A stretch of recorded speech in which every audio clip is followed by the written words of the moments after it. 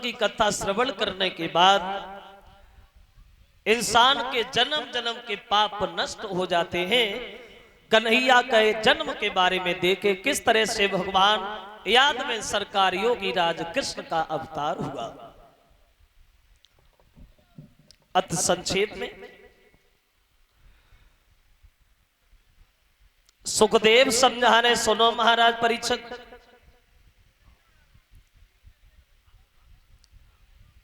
जो चंद्रमा के पुत्र हुए हैं बुध,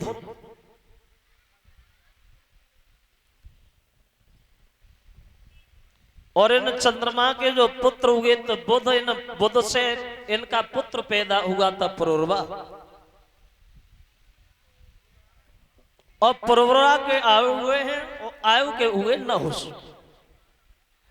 ये वही नहुस हुए जिन्होंने एक बार 100 अश्वमेध यज्ञ पूर्ण करने के बाद इंद्र की गद्दी को छीन लिया था। ये महाराज नहुस इंद्र तो बन गए, लेकिन इनसे एक छोटी सी भूल बन गई जो ये जीवन में रोने के लिए काफी हो गई। इन नहुस से क्या भूल बनी? बोले नहुस से भूल ये बनी जो जब ये इंद्र बने गए तो पहले इंद्र की जो पत्नी थी वो इंद्राणी छत पे खड़े होके अपने बाल सुखा रही, जो देखने में बहुत सुंदर थी, वो पहले वाले इंद्र की पत्नी। और जब ये नहुस राजा बने गए, इंद्र की गद्दी इन्हें प्राप्त हो गई तो इन्हें घमंड हो गया। और एक बात ध्यान रखना कि घमंड ही इंसान को पतन की तरफ खींच ले जाता है। चाहे वो इंसान बलवान हो, चाहे विद्वान हो, चाहे धनवान हो, जिस आदमी के दिल में घमंड आया समझो वो तो गया। तो इन्हें घमंड हो गया कि हम इंद्र बने गए। चंद्रवंशी राजा नहुस जब इंद्र की गद्दी प्राप्त करते हैं तो एक दिन पहले वाली इंद्र की पत्नी छत पे खड़ी है और स्नान करने के बाद जब अपने बाल सुखा रही तो बोले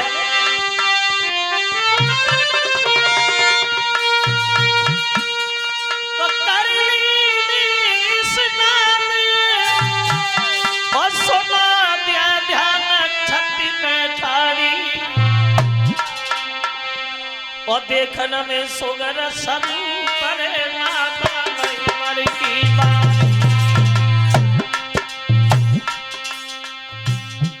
नहुस ने जब पहले वाली इंद्र की पत्नी को देखा तो बहुत सुंदर थी देखने में, और जब उस स्त्री को देखा, अरे सुंदर बदन विशेष फूले केस छटा छवि न्यारी,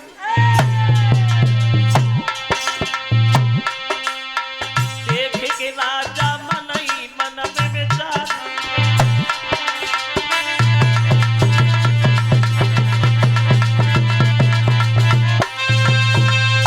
जो नहुस ने इंद्र की पत्नी को देखा तो उसकी सुंदरता देख करके नहुस पागल हो गए और बोले हम तो राजा हैं और इंद्र की पत्नी को एक खत लिखा है कि हमारे राज्य में रहना चाहती हो तो तुम्हें हमसे मिलना पड़ेगा। जब नहुस ने ये खत भेज दिया इंद्राणी को तो इंद्राणी ने भी उधर से जवाब दे दिया, अगर महाराज नहुस हमसे मिलना चाहते, अगर नहुस को हमसे मिलना है तो कारों वाली पालकी पे बैठ के ना आए बल्कि ब्राह्मणों की डोली में बैठ करके आए। तो औरत के प्यार में अंधे राजा नहीं समझे और ब्राह्मणों को इकट्ठा किया, पालकी सजवाई, चले मिलने को। उनके दिल में इतनी तसल्ली नहीं है, ब्राह्मणों से चिल्ला रहे और तेज चलो, और तेज चलो, तेज चलो। तो ब्राह्मणों को क्रोध आ गया और बोले तेज तेज चिल्ला रहा है। तो ब्राह्मणों ने क्रोध में आकर के महाराज नहुस को श्राप दे दिया, अगर तू तेज ही तेज चिल्ला रहा है तो तू सर्प हो जा। तो महाराज नहुस जो थे वो सर्प बने गए। एक छोटी सी भूल के कारण उन्हें ये भुगतना पड़ा। और इन्हीं नहुस के 5 पुत्र हुए जिनमें सबसे बड़े लड़के का नाम पड़ा है एयात। और ये एयात जो थे ये चंद्रवंशी राजा थे। चंद्रवंशी राजा महाराज एयात, अति संक्षेप में हम आपको समझाएं। और इन महाराज एयात की शादी शुक्राचार्य की बेटी देवयानी के साथ हुई थी। ये शुक्राचार्य जात के ब्राह्मण थे। शुक्राचार्य जो थे ये जात के ब्राह्मण थे, सूर्यवंशी थे, और महाराज यात तो चंद्रवंशी थे। ये कैसे हो गया? बहुत जल्दी अति संक्षेप में, समय कम होने के कारण अति संक्षेप में आपको बताऊं।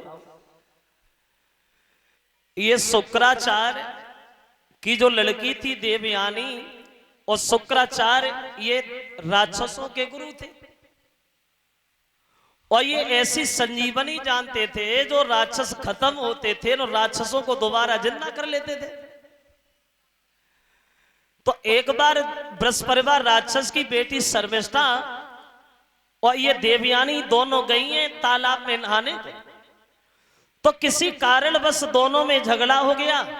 तो राजा की बेटी होने के कारण वो शर्मिष्ठा जो है ये देवयानी को कुआं में धकेल के चली जाए। पूरी रात हो गई, देवयानी को कुआं में पड़े पड़े। सुबह जब हुआ है तो महाराज यात गए शिकार खेलने के लिए भक्तों। तो जब घोड़े की आवाज सुनी है उस देवयानी ने, तो मन में सोचा कि कोई जा रहा है, तो भाई कुआं से आवाज लगाने लगी और बोली कि घोड़ा वाले बटोई करूंगी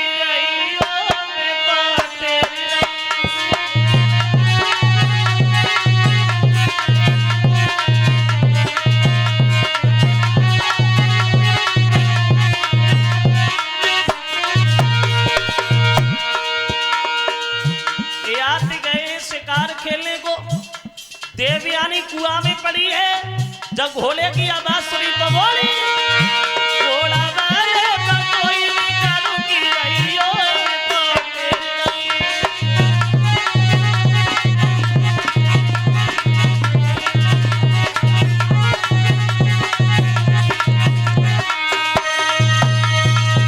जो यात ने आवाज सुनी तो कुआं के पास में गए तो उसमें लड़की को देखा। हाथ पकड़ करके देवयानी को बाहर निकालिया। बोले तुम इधर कुआं में क्या कर रही हो? पूरी कहानी बताई महाराज कि हमारे पिता के शिष्य की लड़की हमें कुआं में धकेल के चली गई, और मैं शुक्राचार्य की बेटी हूं, मेरा नाम देवयानी। तो याद बोले वो तो बहुत बढ़िया ब्राह्मण है, उनसे हमारी नमस्ते कहना, अब तुम अपने घर पे जाओ।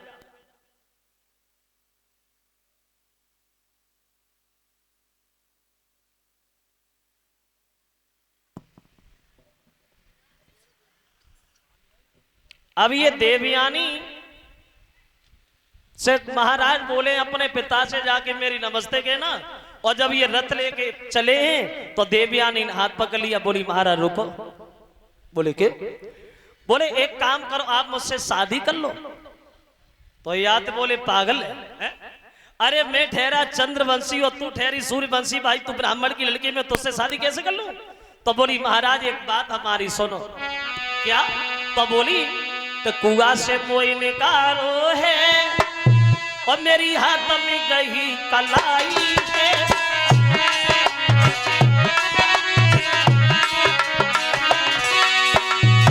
बोली महाराज सुना, अरे कुआं से मोई निकालो है मेरी हाथ में गई कलाई है। अब धर्म हमारो यही है तुम संग में सगाई है।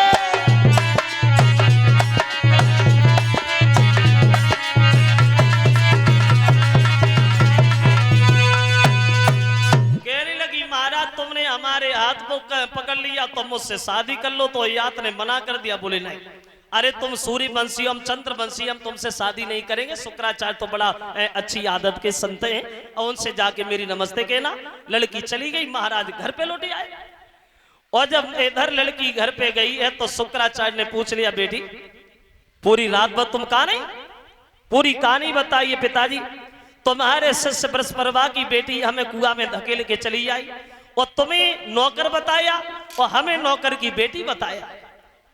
तो शुक्राचार्य को क्रोध आ गया और सुबह ही सुबह अपनी बेटी को साथ में लिया और ये चले हैं बृहस्पतिवार को छोड़ करके दूसरी जगह।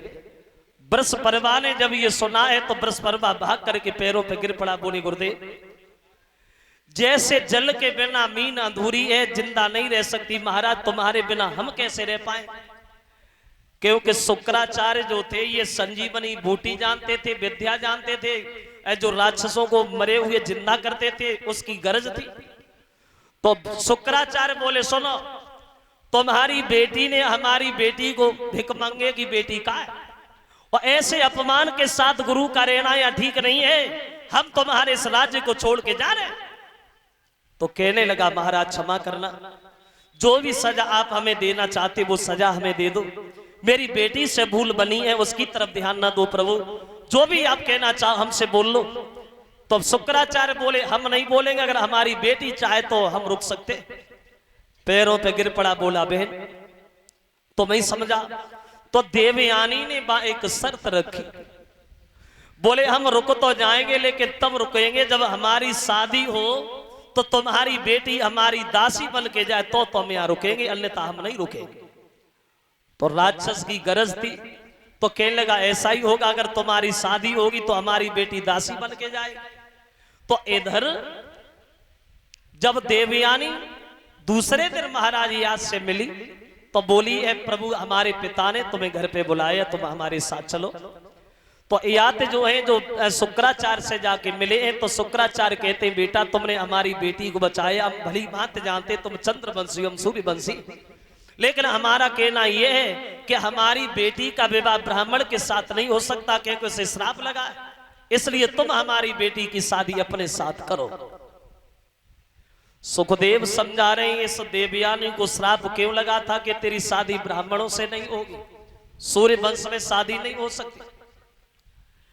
इसमें भी एक बात ये थी, महाराज परीक्षित को कथा सुनाते हुए सुखदेव बोले सुनो, इस देवयानी को श्राप इसलिए लगा था, जो ये शुक्राचार्य जी जो थे ये संजीवनी जानते थे विद्या, मरे को जिंदा करते थे। तो जब राक्षसों की संख्या ज्यादा हो गई, देवता कम पड़ गए, तो देवता बोले कोई उपाय सोचा जाए, ऐसा कोई हो जो संजीवनी सीख के आए, जो देवता भी जिंदा होते रहे। तो बृहस्पति के पुत्र कच्छ को भेज दिया शुक्राचार्य जी के पास। तो ये बृहस्पति का जो लड़का था कच्छ, ये गया है शुक्राचार्य से विद्या सीखने के लिए। तो शुक्राचार्य बोले सुनो, तुम देवताओं के गुरु के पुत्र, वैसे हम आपको विद्या तो नहीं सिखाएं और हम राक्षसों के गुरु हैं, लेकिन आज लेके आए हो तो हम तुम्हें निराश नहीं भेजेंगे, हम तुम्हें संजीवनी विद्या जरूर सिखाएं। अब कच्छ जो था वो संजीवनी विद्या सीख गया, लेकिन जो देवयानी इस कच्छ को देख करके इस पे मोहित हो गए, और जब संजीवनी सीख के चला है वो कच्छ अपने घर के लिए, तो देवयानी रास्ता घेर ली, बोले मुझसे शादी कर लो। तो कच्छ कहने लगा पागल है, अरे तू हमारी गुरु की बेटी है, तू मेरी बहन है, मैं तुझसे शादी कैसे कर लूं, हटोला। जब चला है तो देवयानी बोली एक मेरी बात तो सुनो। क्या? तो बोली अरे चले गए जो छोड़ी और तुम बिना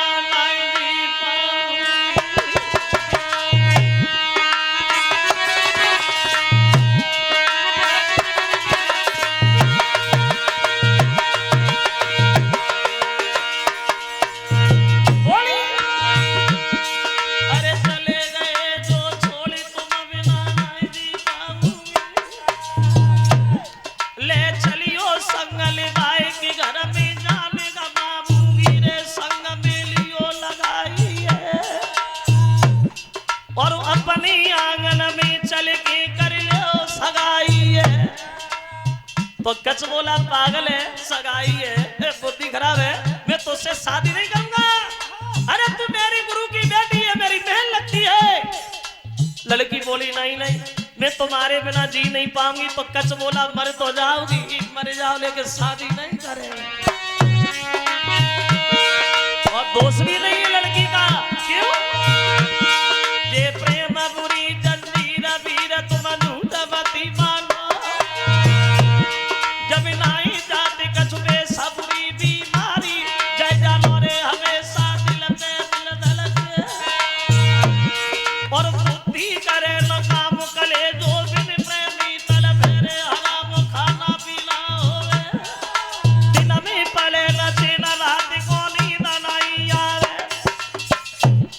को क्रोध आ गया, सुनो कच, अगर तुम मुझसे शादी नहीं करोगे, मेरी बात नहीं मानोगे, तो मेरी बात सुनो।